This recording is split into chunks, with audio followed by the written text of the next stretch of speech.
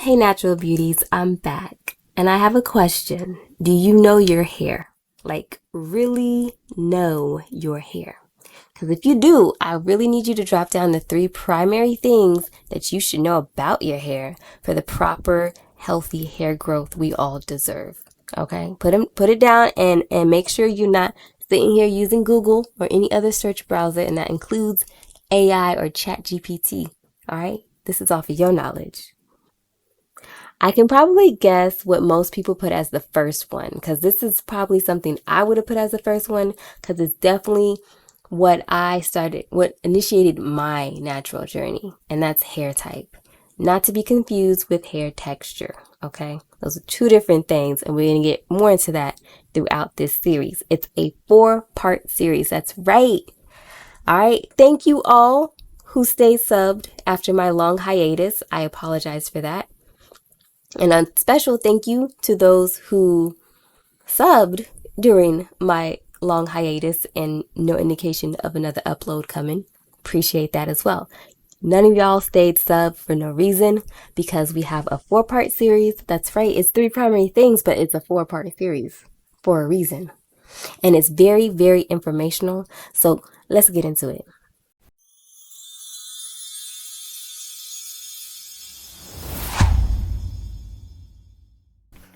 Hair type is what started many of our natural hair journey. It definitely started mine.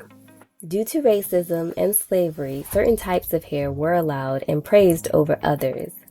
The type that was praised was straight or wavy hair, leaving the curly and coily type to seek ways to permanently straighten our hair. These actions throughout the years may have prevented folks like me to know truly what their hair type was.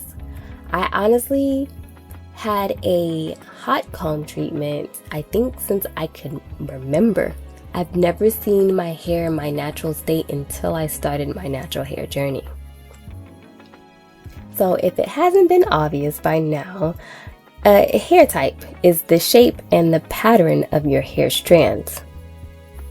So we got 4 main types. We have straight, wavy, curly, and coily. Better known in the internet world as type 1, 2, 3, and 4 hair. These main types are divided into 3 further subcategories. They're referred to either A, B, or C, which are just the intensity of the hair pattern for that category. So type 1 hair is flat and straight due to the round hair follicle and the cystine bonds. So the hair follicle is the pore that surrounds the root and strand of a hair. Now, since the hair follicle for type 1 hair is round, the strand comes out straight. The cystine bonds make sure that they stay that way. And so, to let you guys know, cystine bonds, without going too much detail into it, are disulfide bonds formed between cysteine amino acids. These are the chemical bond that links keratin proteins. We all the keratin, right? If not, keratin is protein, and it is the key structure component of the hair, skin, the outer layer of the skin, and nails. Okay, so all this combined together make up the hair shaft to create a strong and resilient fiber essential for maintaining the overall shape, the shape being caused by the disulfide bonds, elasticity, and the resistance to breakage of hair. Okay. So we need all that to work together to have healthy, beautiful, whatever shape we want to be hair based off the hair follicle. I'll probably make a more in-depth video some other time, but right now we're just sticking to the basics. So then we have type 2 hair strands. They're wavy because of the oval shape of the hair follicle. Type 3 strands are curly because it has a ribbon-shaped hair follicle. And then finally, for the type 4 coily curly hair strands, they're like that because of the flat crescent moon-like follicles. Okay? Yes, crescent moon. Saying that moon. Sorry. Anyway. So the tighter the curl pattern, the more cystine bonds it's going to have. In fact, when you get or may have gotten a relaxer, these bombs are the creamy cracks target. Okay? So the chemicals in the relaxers break down and rearrange the disulfide bonds in the hair's cortex.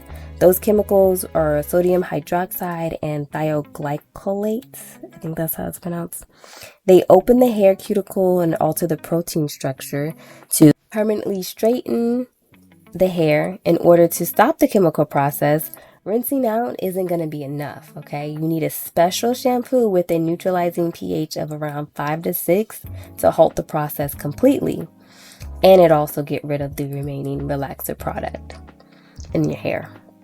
So now that you did all that for the relaxer, your hair is the desired texture you wanted depending on how long you left it in, but it's also delicate because it messed up the disulfide bonds. They were broken down in order to alter the shape. So it's very, very delicate hair now. Alright, but after learning all this information, how does this help? Why is it necessary to know? Slow down, Savannah. I'm going to answer your questions, okay? Your scalp, like everyone's scalp, should produce its own oil called sebum, which is produced by the sebaceous glands. Now, the sebum produced is meant to, slide down the hair strands to moisten and protect it, right? Locking in that hydration. With the different hair strand types, this process affects how much the strand is actually coated. Obviously, if you have the straight hair strands, it's going to slide all the way down because it's a straight shot down. The wavy hair strands, maybe a teeny bit resistance, but nonetheless, it's going to make it majority of the way down. Perhaps maybe at the end, not all the way, but damn near all the way. I want to say at least 80% all the way. For curly and coily hair, though, that's when the resistance comes. Usually you only get it to like the middle of the shaft or barely just past the roots of your hair where your own sebum go. So we had people come up with the scoop and spread method in order for us to scoop our own natural sebum and spread it throughout our hair strand, because that sebum is what our hair truly needs to keep the hydration. So the looser the curls, the easier to slide down. The tighter the curls, the more difficult it'll be for it to reach the ends of the hair. So now that we know all that, let's get into how it differs. Since straight hair can be easily coated with sebum, it benefits with frequent washes and the usage of lightweight products. So a lot of people with straight hair may typically experience greasy hair. So they need to wash their hair damn near every day. Somebody with wavy hair may not experience too much greasiness every day, but perhaps every other day would be best for them to wash their hair. And with wavy hair, you do need more of a trial and error to figure out what products and routine is best for you, since it has more of a balance. So washing may not be needed daily, but perhaps every other day, Curly hair won't get so oily from natural sebum, so washing it weekly is a better choice. This is because we don't want to strip too much of the hydration and allowing it to then get dry and break off, right? Now, if you got the coily curls, then bi-weekly or even once a month is best, depending on how much product you use throughout the week. It's important to focus on cleansing the scalp to avoid sebum buildup and not strip the strands of moisture too much. After each wash, it is required to follow up with a proper moisturization routine to maintain maximum hydration. But this isn't all you need to know to determine your perfect hair care routine. I want you to join me in the next video so that way you can find out the other thing you should know. Now, if you do already know it, go ahead and drop down your guesses below. And also, while you're down there pulling out your guess, do you follow this currently? Like, what is your hair type and how often do you wash it? Let us know. Okay, bye. Okay, and then real quick, I just wanted to give an update about why I was gone for so long. I put it at the end of the video because I know a lot of people don't really care and just want to get to the content when they click on video for information that they wanted to know. So I put this at the end. So I was gone because, DreamCon happened. I was a little tired from DreamCon, and I went right back to work the very next day after traveling back from DreamCon. Like, I didn't go the next day, but like Monday. So DreamCon ended on Sunday, but I didn't leave until Monday. And then after Monday, I went back to work on Tuesday, and it was a lot of work to do, a lot of catching up. Was tired, so I had to work that. And then on the weekend, I had drill. So it was a long work week, and I was tired and unmotivated. So I wasn't able to upload anything, and I took the lazy route of consuming what? Consuming content instead of creating it. Yikes. But that's how I got roped into Love Island. Now, not gonna say that I particularly watched the first 2 episodes of Love Island, but I was definitely there on the 3rd episode. I was there on the 3rd episode because of course, Nick and Olandria. Yes, when I saw that first kiss, her being twirled and kissing him, I was like, what is this? I need to watch this. So I immediately started to hop in like anybody who was streaming it TikTok live, and I was just watching it from then. I wish I knew about the live watchings that a lot of people were having, because I would have went there. That was so cool. Like, people were having live watch parties of Love Island. It was amazing. But yeah, I was a day one Nickelandrian stan. And I'm so glad everything turned out the way it turned out. Although, this is my opinion, that is right. Huda should have left the day she acted out with Jeremiah. Now we have this toxic, racist fueled backlash and just hate being spewed too damn much. I don't know why they kept her on the show. That was like ridiculous.